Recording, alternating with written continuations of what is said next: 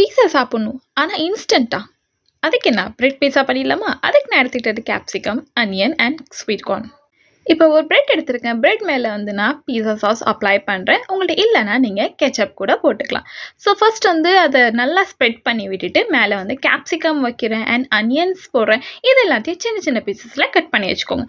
And sweet corn போடுறேன். இல்லைன்னா நீங்கள் ஸ்கிப் பண்ணிக்கலாம். அண்ட் ஸ்லைஸ் சீஸ் எடுத்திருக்கேன். அந்த ஸ்லைஸ் சீஸை சின்ன சின்ன பீசஸில் அப்படியே கட் பண்ணி நீங்கள் அந்த பீஸா மேலே வச்சுக்கலாம். அண்ட் அதுக்கு மேலே டாப்பிங்க்கு கொஞ்சமாக ரெட் சில்லி ஃப்ளெக்ஸ் வந்து ஸ்ப்ரிங்கிள் பண்ணிக்கோங்க.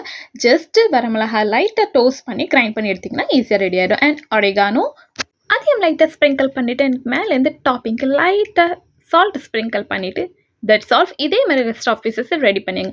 தவாவில் லைட்டாக பட்டரை க்ரீஸ் பண்ணிவிட்டு பிரெட் வச்சு அதை கவர் பண்ணி 2 மினிட்ஸ்க்கு லோ ஃப்ளேமில் வச்சு எடுத்திங்கன்னா 2 மினிட்ஸில் இன்ஸ்டன்ட் பீஸா ரெடி ஆகிடும். ட்ரை பண்ணி பாருங்கள். Have it.